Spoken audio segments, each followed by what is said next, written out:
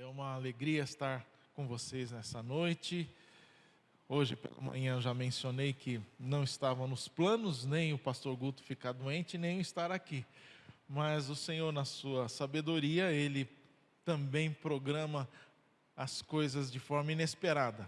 E os planos dele são muito maiores e melhores do que os nossos. Então, com muita honra, eu aceitei o convite e o presbítero Marcelo falou sobre a minha vida missionária já de algumas décadas, e eu fui muito abençoado já por essa igreja, sendo missionário, sendo pastor, sustentado pela igreja. Depois eu fui pastor de uma igreja local, e aí não precisava mais do sustento missionário, abri mão, e recentemente então voltando para a vida missionária, a igreja gentilmente me acolheu, me abraçou, e eu sou muito grato, é uma honra, um privilégio. Eu também queria que você abrisse a sua Bíblia, no Evangelho de João, capítulo 19. Hoje pela manhã nós meditamos no capítulo 21 do Evangelho de João. E agora vamos meditar no capítulo 19. Nós temos vivido, e o presbítero Marcelo mencionou isso, na questão de uma época diferente, onde as doenças parece que têm sido muito mais frequentes, muito mais violentas. Tivemos uma epidemia recentemente que ceifou a vida de milhões de pessoas. Não está descartada a possibilidade de novas epidemias. E a gente não deve se assustar como discípulo de Jesus, porque a palavra mesmo, o Senhor Jesus já nos ensinou, já nos advertiu, de que nos últimos dias estas coisas aconteceriam. E eu não tenho dúvida de que vivemos nos últimos dias. Para aqueles que conhecem a palavra, essa expressão últimos dias, você sabe que a partir do momento da morte e ressurreição do Senhor Jesus, até a volta dele, esses dias são classificados como últimos dias. Acontece que nesses últimos dias, existem épocas que vão cada vez mais se aproximando da volta do Senhor Jesus. E nós estamos justamente experimentando isso. Se você quiser ler depois o Evangelho de Mateus, no capítulo 24, quando os discípulos perguntam para Jesus: Senhor, quais serão os sinais da tua vinda? E aí Jesus começa a falar sobre os sinais, e ali está muito claro, é uma sequência de eventos mundiais que justamente precederão a volta do Senhor Jesus. Dentre esses eventos, então, ali tem a questão de guerras se espalhando pela terra, tem a questão dos eventos naturais, como terremotos e todas essas crises ambientais que a gente vê, está descrito ali. Está descrito ali também que muitos falsos profetas antecederiam a vinda do Senhor Jesus, e a gente tem visto isso. Infelizmente, muitos falsos profetas se levantando e enganando a muitos.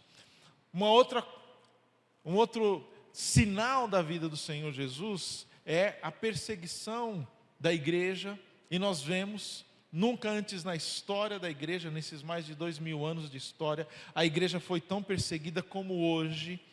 Essa semana mesmo, ontem, dia 1º, na Índia, um grupo rebelde, terrorista, se levantou e proclamou que iria assassinar milhares de cristãos. Depois de um movimento de muita oração mundial, as autoridades locais intervieram e paralisaram esse movimento. Mas isso é temporário. Por quê? Porque a gente sabe que a perseguição vai vir. E não só na Índia, não só em países do Oriente Médio, mas em outros países, e a gente sabe que vai chegar aqui ao Brasil. Então isso não nos surpreende. Um outro sinal que Jesus diz que vai anteceder a sua vinda é a apostasia, o esfriamento da fé. A fé de muitos vai esfriar, e a gente também tem visto isso. Mas você diz assim: pastor, mas tudo isso aconteceu na história várias vezes. Quantas e quantas guerras já não aconteceram? A igreja sempre foi perseguida, sempre houve terremoto, vulcão. Sim, mas o que Jesus está destacando é que essas coisas iriam acontecer ao mesmo tempo e de uma maneira muito mais intensa. E é justamente o que nós vivemos hoje. Nós estamos nos dias que vão demandar da nossa fé muita coragem e muita perseverança. Por isso eu quero convidar você na sua Bíblia, acompanhar a leitura, porque nós vamos ler um dos episódios mais graves da história dos discípulos. A morte do Senhor Jesus havia acontecido, e os discípulos foram espalhados. Naquela noite, na verdade, na noite anterior, o Senhor Jesus havia falado com eles quando estava ministrando a ceia, dizendo: olha, vocês vão ser perseguidos, o pastor vai ser ferido e as ovelhas vão ser dispersas. E de fato todos os deixaram. Pedro seguiu à distância, João também seguiu o Senhor Jesus, os outros discípulos sumiram simplesmente com medo.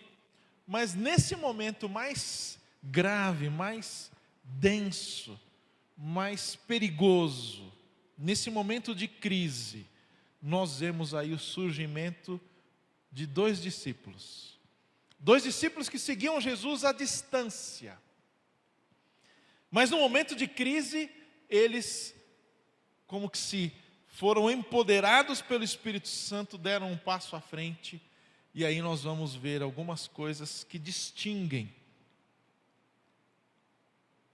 o seguidor do discípulo. O seguidor é aquele que segue Jesus da distância, que usufrui muitas vezes das bênçãos. Na época de Jesus, você lembra quantas multidões seguiam Jesus na Galileia, na Judéia, até mesmo na Samaria. Muitos foram curados, muitos foram libertos. Então havia uma multidão, mas dentro dessa multidão havia os discípulos, aqueles que perseveravam e que mesmo diante da perseguição que o Senhor Jesus sofreu, eles ficaram em pé. Nesse momento, até mesmo esses discípulos se encolheram. E aí então nós vamos ver essa história. Verso 38 do capítulo 19 de João diz assim: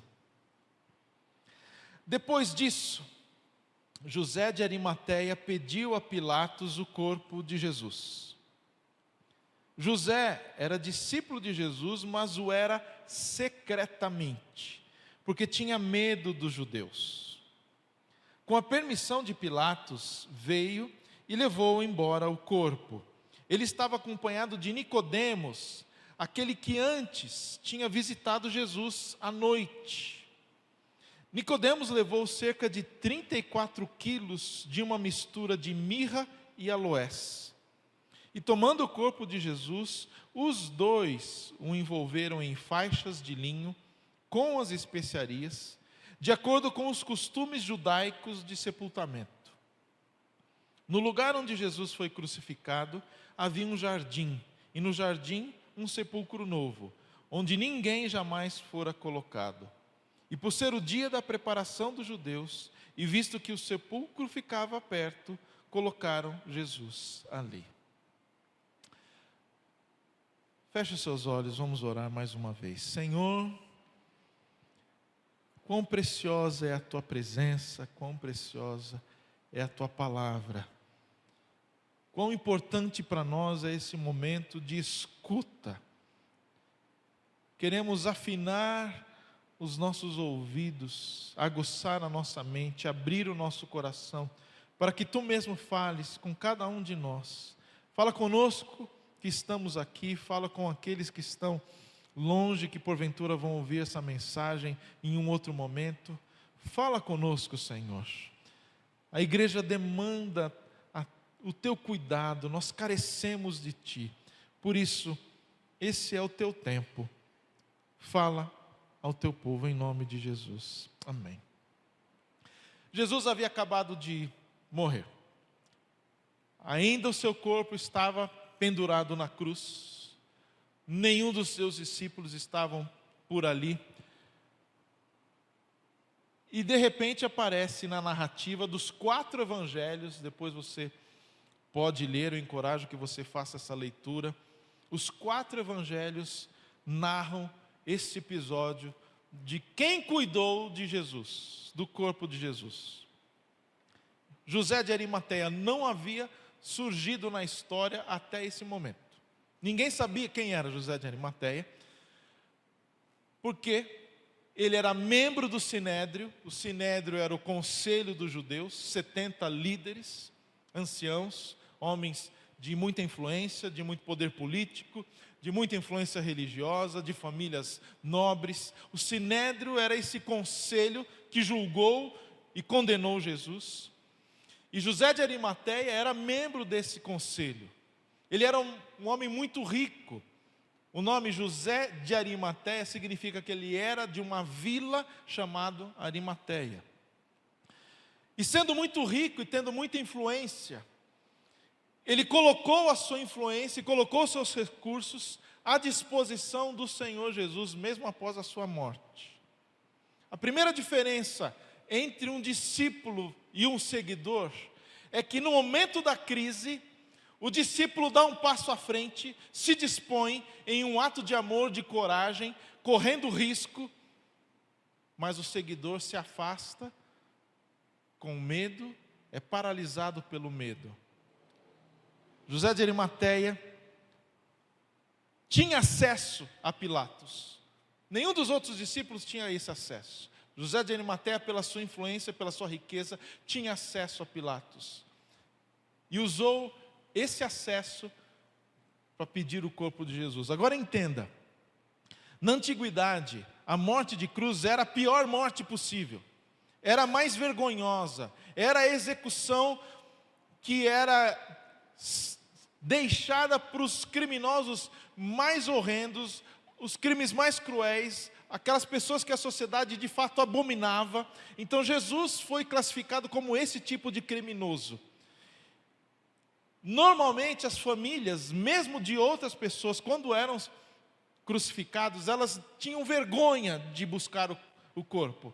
As pessoas eram baixadas da cruz após a morte, e os seus corpos eram jogados, porque as famílias tinham vergonha de se identificar com aquela pessoa. Então entenda, quando José de Arimateia vai a Pilatos e pede o corpo de Jesus, ele está sendo tremendamente corajoso e está colocando o seu pescoço em risco. Ele está se identificando como um discípulo, não há dúvida, ninguém faria isso se não fosse um discípulo. E ele está colocando o seu corpo em risco, por quê? Porque ele poderia ser acusado e podia ser também preso. Ora, o Sinédrio era o conselho daqueles que acabaram de julgar Jesus. E como um dos membros desse conselho agora chega e pede o corpo de Jesus. Entende? Parece que não faz sentido. Mas as coisas do discípulo muitas vezes não fazem sentido. Nós somos chamados a dar passos de coragem, de fé. Sabe por quê?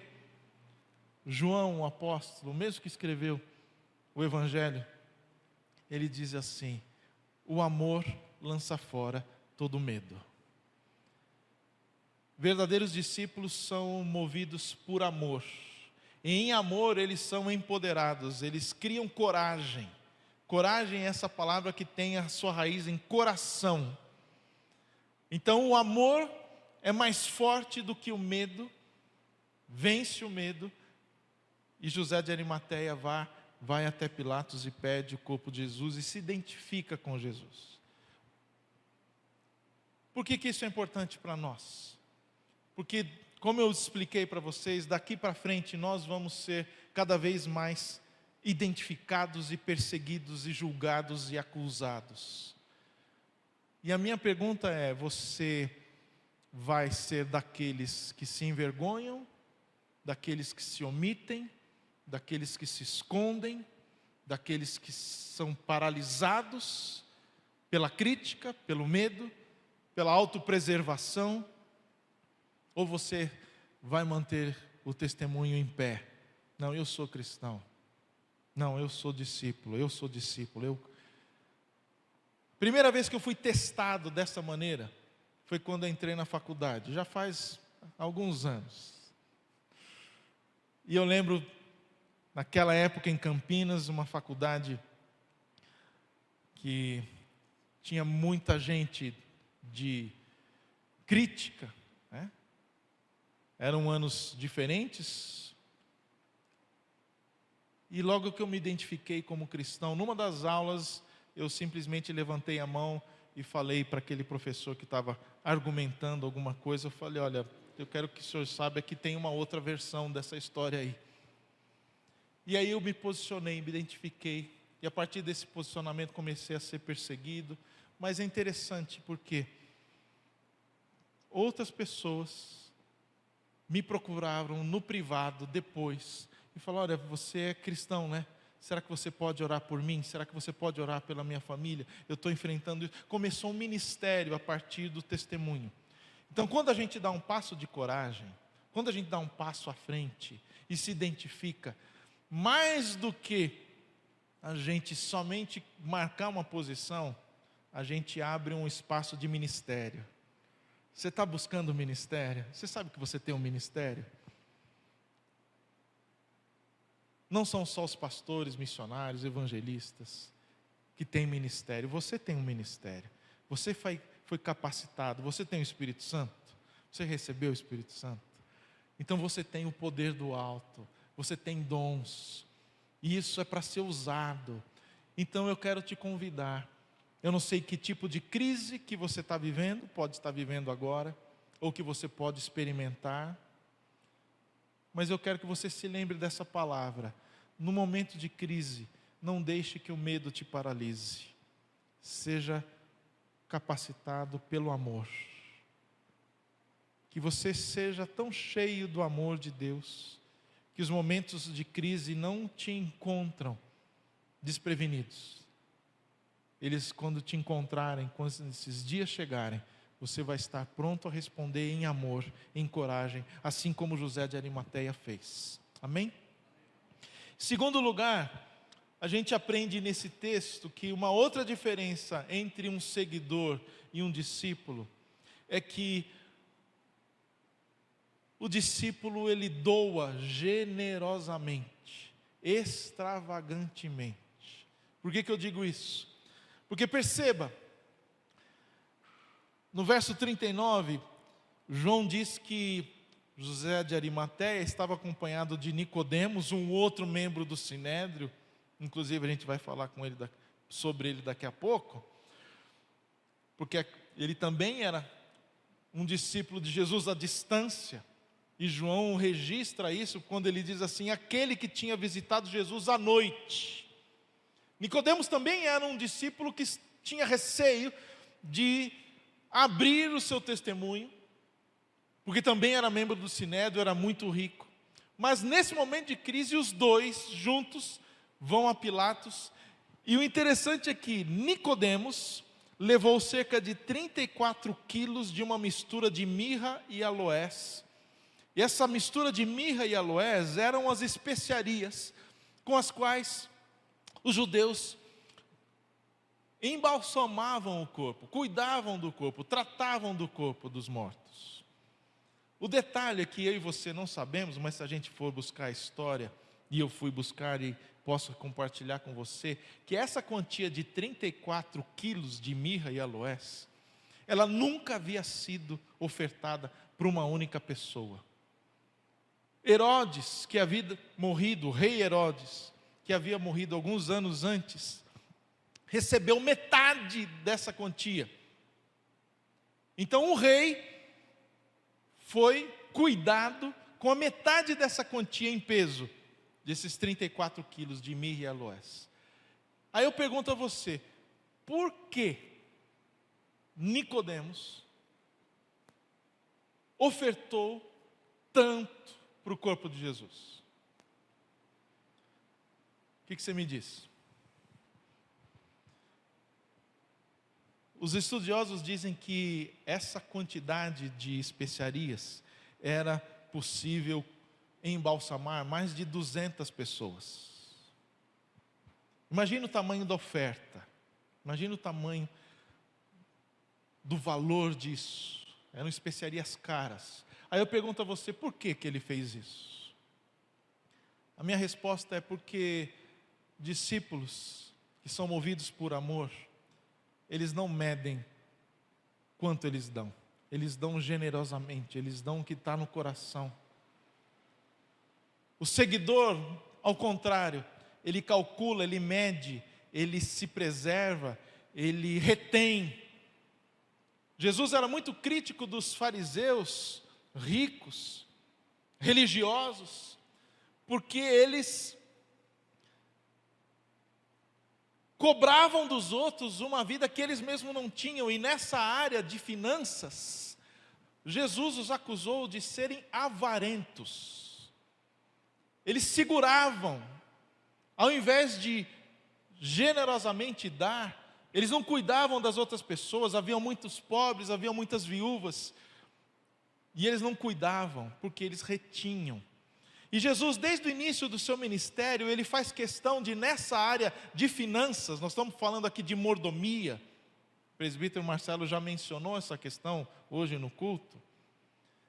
Quando a gente está falando de mordomia no reino de Deus, em Jesus, a questão não é de reter, a questão é de dar e dar generosamente.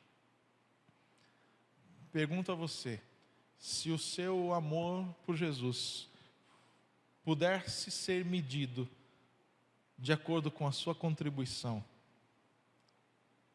como você seria julgado? Na verdade, como você está sendo julgado? Eu quero que você entenda isso. O Evangelho tem uma história, uma narrativa que Jesus está no templo, e ali no templo havia receptáculos. Eu vou falar o nome, você não vai me estranhar, mas gasofilácio, já ouviu falar essa palavra? Gasofilácio, era um lugar onde as pessoas colocavam as suas ofertas. E esses gasofilácios, os judeus, muito interessantemente, aqueles que administravam o templo, eles ficavam ali na frente, então as pessoas vinham e colocavam ali, e não tinha papel, moeda, eram moedas. E cada moeda era feita de um metal, e conforme o valor da moeda, o metal mais pesado, fazia mais barulho. Por quê? Porque os gasofilácios, fala aí, gasofilácios, é tão complicado falar isso, mas eles faziam os gasofilácios de metal. Por quê? Porque aí eles conseguiriam perceber quanto que aquelas pessoas que estavam ali estavam ofertando. Imagina se fosse hoje. Ou seja, quando aquela viúva chega na frente, ali no gasofilácio, e coloca a sua única moeda, faz aquele barulho, plim. E Jesus imediatamente chama a atenção de todos e fala: eu digo a todos vocês que essa mulher ofertou mais do que todos juntos. Essa é a expressão que Jesus fez. E aí como é que... Não, Jesus, o senhor não escutou? Ela colocou só aquela moedinha, todo mundo percebeu. Porque Jesus queria ensinar para eles, para os discípulos, para mim e para você, que no reino de Deus, a nossa oferta, ela é valorada, ela é quantificada, não pela quantidade do que aquilo que a gente coloca lá, mas pela quantidade que a gente retém. Aquela mulher, ela deu sua única moeda, era uma única moeda, ok, mas ela ficou sem nada. Percebe como é que Jesus valoriza? Muitas pessoas ricas ofertavam muitas quantias, e eles queriam ser honrados, olha só. Mas como é que Jesus via? Ele não vê quanto a gente coloca, ele vê quanto a gente retém. Muda um pouco, não muda? O que eu quero dizer é que, para Jesus, o que vale é o nosso coração, é a nossa atitude. Você de fato crê que tudo vem dele? Que todos os recursos que você tem nas mãos são dele? Então, se você crê assim, você não precisa ter medo e acumular, porque amanhã você terá novamente, depois de amanhã você terá novamente. O pão nosso de cada dia nos será dado. Por quê? Porque nós temos um bom pastor. Queridos, isso é uma lição tão importante. E é uma diferença tão radical entre o discípulo e o seguidor, porque o seguidor, ele fica preocupado, ele fica fazendo muitos cálculos, e ele fica, não, eu preciso reter, eu preciso reter, eu preciso reter. E aí, numa outra parábola, a gente ouve Jesus falando assim, louco, você não tem ideia, você não consegue acrescentar um dia à sua existência. Se essa noite pedir a tua alma, o que vai ser de você? Ou seja, discípulos doam generosamente, seguidores retêm, são avarentos. Então, lição de casa, faz uma avaliação. E eu digo isso como missionário, com muita tranquilidade. O missionário, você sabe, nós vivemos pela fé. Isso quer dizer que eu não sei quanto eu vou ganhar amanhã, nem depois de amanhã, nem mês que vem, nem o ano que vem. Mas eu tenho 40 anos de jornada missionária. E você pode ver que eu não estou passando fome, né? Eu sei, eu preciso perder uns quilinhos. Não, vários. Mas eu perco, eles me acham de novo. A questão é, deixe a generosidade brotar do seu coração. Como missionário eu posso testemunhar a você, não vai te faltar. Não vai te faltar, o Senhor vai prover. E mais ainda, eu digo que hoje, pessoas estão carecendo de socorro, de amparo, de gente por perto. E o seu recurso é a ferramenta que pode abençoar uma pessoa. Vou dar um testemunho, triste, mas eu preciso falar para você. Em dezembro do ano passado, quando o governo da Síria caiu, o ditador Bashar al-Assad fugiu para a Rússia, você lembra disso? E um grupo tomou o poder. Outros grupos locais, radicais, começaram a matar famílias cristãs. E pelos nossos contatos lá na Síria, nós recebemos pedidos de ajuda.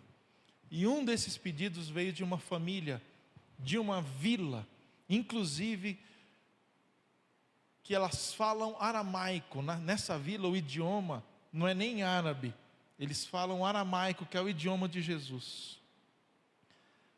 E esse pedido chegou até mim através de uma pessoa, uma outra síria, e essa família estava fugindo porque a sua aldeia havia sido invadida, e eles estavam tentando chegar no Líbano. E eu recebi o apelo: pastor, o senhor consegue ajudar essa família?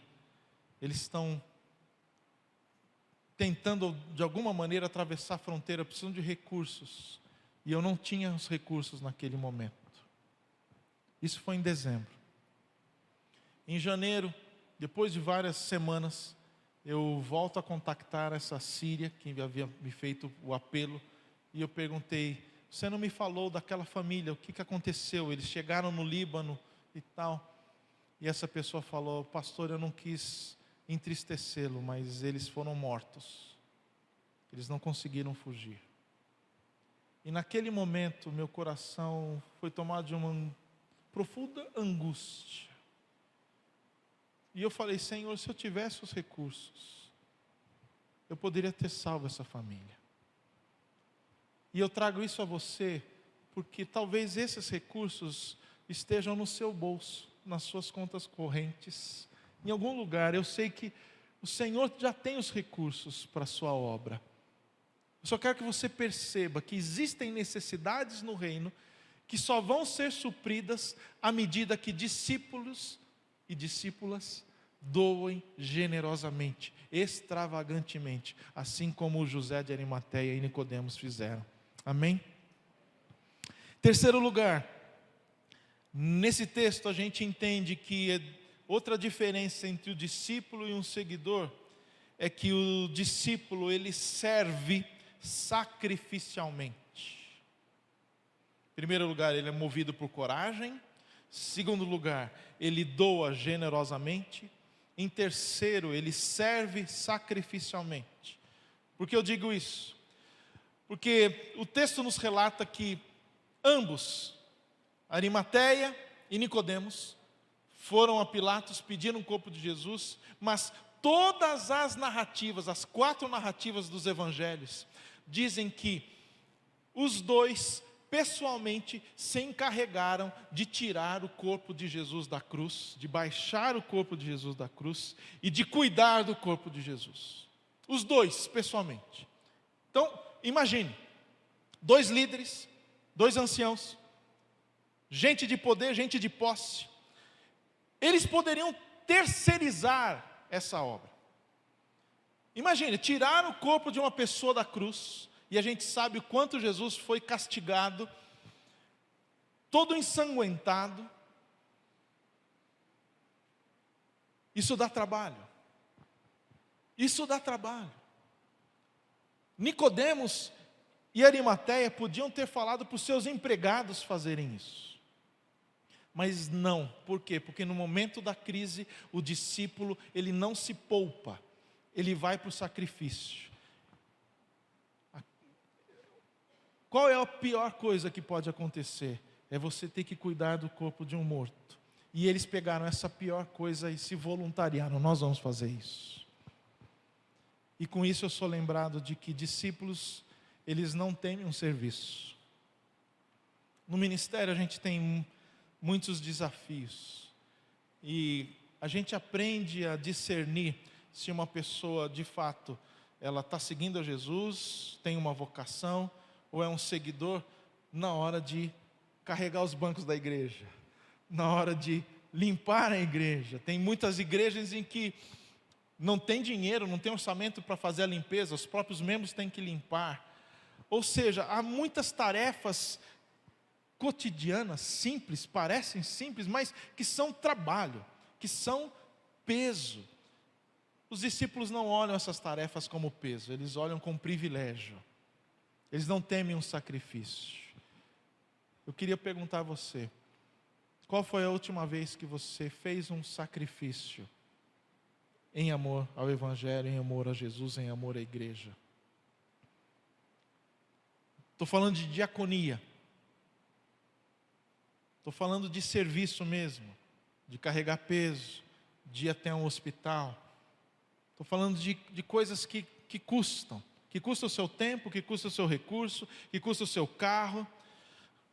É interessante, eu trabalho com migrantes e refugiados e alguns meses atrás, uma das nossas famílias, uma refugiada que é a nossa acolhida, nós temos casas de acolhimento, e essa moça grávida estava prestes a dar à luz, e na verdade o bebê acelerou o processo. Ela mandou uma mensagem para nós, e não deu tempo de eu chegar com o carro, e eles tiveram que pedir um Uber, e vou resumir a história. O bebê nasceu no Uber, na porta do hospital.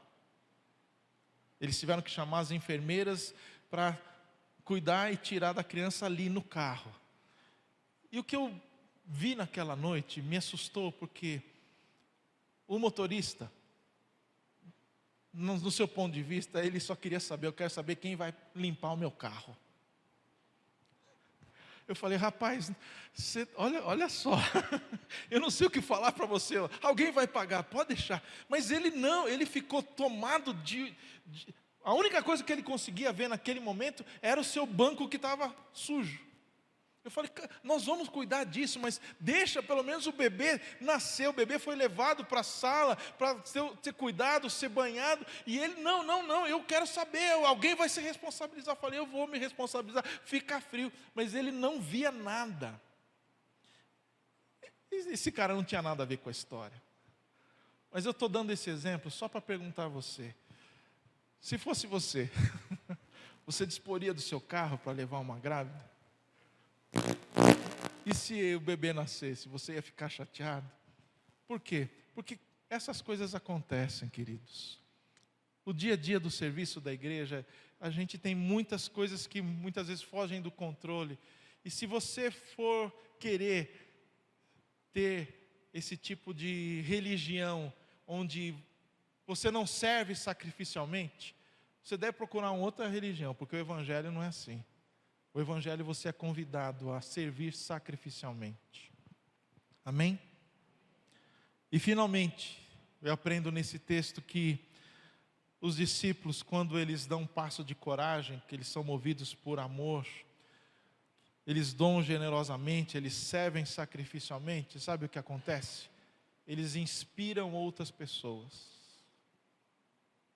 João é o único que relata isso. Os outros 3 evangelhos dizem que Arimateia foi a Pilatos, Arimateia cuidou de Jesus, João, ele fala assim, espera um pouquinho, deixa eu falar para vocês também que teve um outro participante dessa história, Nicodemos. E ele traz à luz esse exemplo de Nicodemos. E eu acho muito importante isso, porque a gente aprende que quando a gente segue a Jesus e se sacrifica e se doa e se oferta e se coloca no altar e serve, e quando a Thaís, pode ir chegando, queridos, ela mencionou essa questão, vocês não entendem, muitas vezes vocês não têm ideia das lutas que o grupo de louvor passa, a Renata está aqui também, pode dizer, de tantas batalhas, tudo isso que acontece. Quando a gente age com fé, com coragem, a gente inspira outras pessoas. O exemplo de Arimateia inspirou Nicodemos. E eu quero perguntar a você, uma pergunta que é feita no mundo empresarial hoje em dia, o que você quer deixar? Qual é o seu legado? Já ouviu essa pergunta? Qual é o legado que você quer deixar? Qual é o exemplo? Qual é o testemunho? Qual é a trilha? Eu queria convidar você a dar passos de fé, de forma que você inspirasse outras pessoas através do seu exemplo. Que pessoas olhem para você e sejam encorajadas a se entregar de forma mais intensa, a servir com mais intensidade, a ser cristãos mais fiéis por causa da sua vida. Muitas vezes elas podem estar acompanhando você à distância, de longe, mas você está sendo observado. A minha pergunta é: tem gente te seguindo? Você tem sido um exemplo a ser seguido, assim como Arimateia encorajou? Feche seus olhos.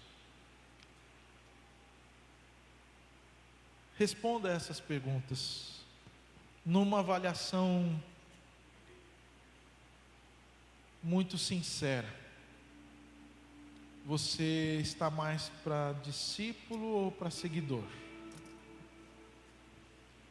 Ao ser avaliado, ao olhando para a sua vida, sua história, seus passos no Evangelho, você tem visto coragem, desprendimento, generosidade, serviço sacrificial, inspiração? Você tem identificado, você consegue identificar isso?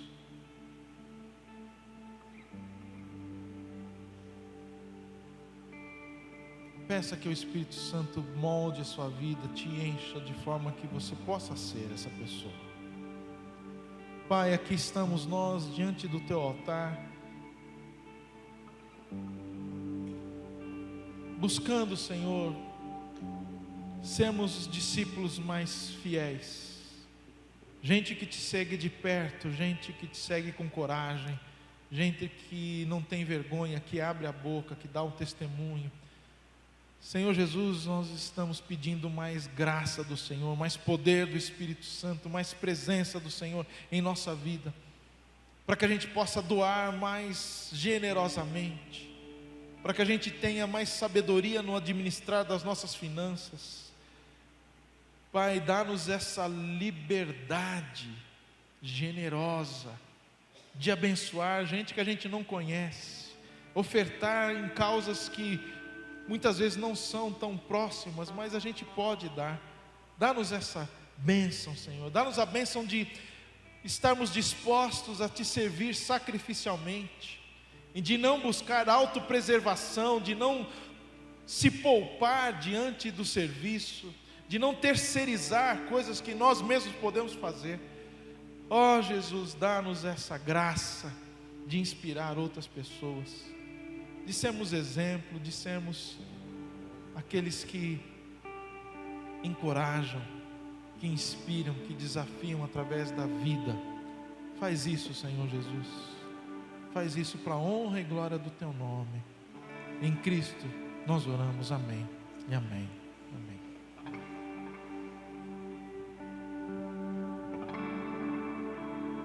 Aleluia.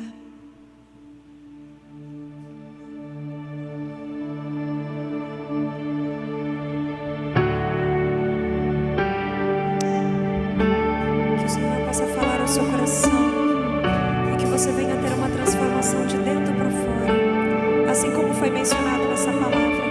Que possamos declarar o nome de Jesus por onde andarmos. Aleluia.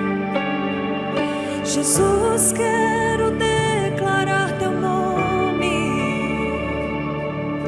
sobre toda mente e coração,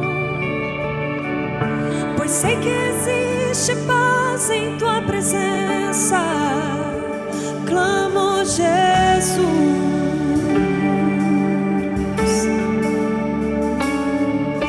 Jesus, quero declarar Teu nome, quebrando os vícios dessa geração. Declaro que há esperança em liberdade. Clamo, Jesus. Será que você pode se colocar em pé e cantar? Teu nome é cura, é poderoso, Teu nome é vida, destrói cadeias, dissipa as trevas, vem incendiar.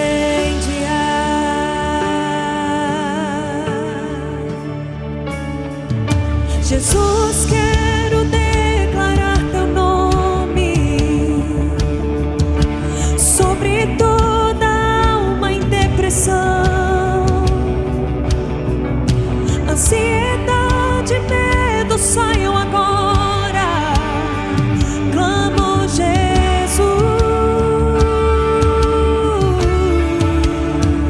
Teu nome é cura, é poderoso, Teu nome é vida, destrói cadeias, dissipa as trevas, vem incendiar.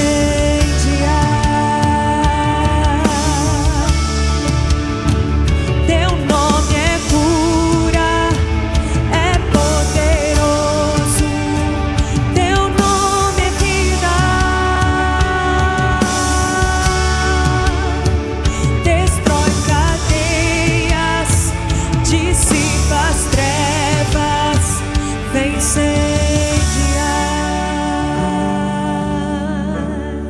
Declare isso.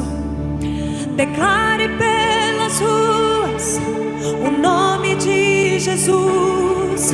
Sobre a escuridão Ele vai trazer a sua luz. Sobre sua família, clame o santo nome de Jesus.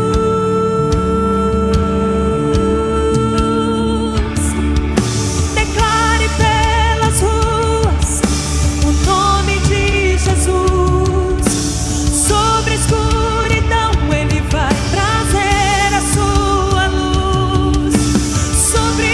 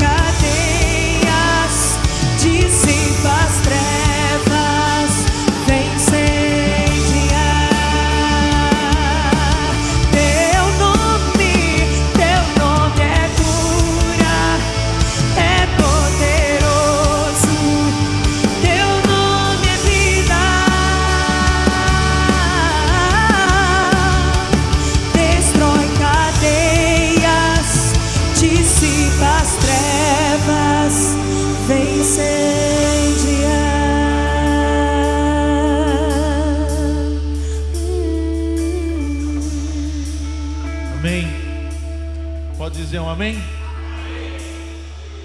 Que a sua semana seja cheia da graça do Senhor. Que esses sinais dos discípulos, Arimateia e Nicodemos, sejam manifestos no seu coração.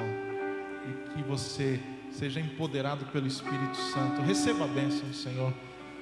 Senhor, que a graça do Senhor Jesus Cristo, o amor de Deus Pai e a consolação, a presença, a coragem do Espírito Santo seja com o teu povo, a igreja do Senhor, hoje, nessa semana e para sempre, até o dia do grande encontro. Amém e amém. Amém.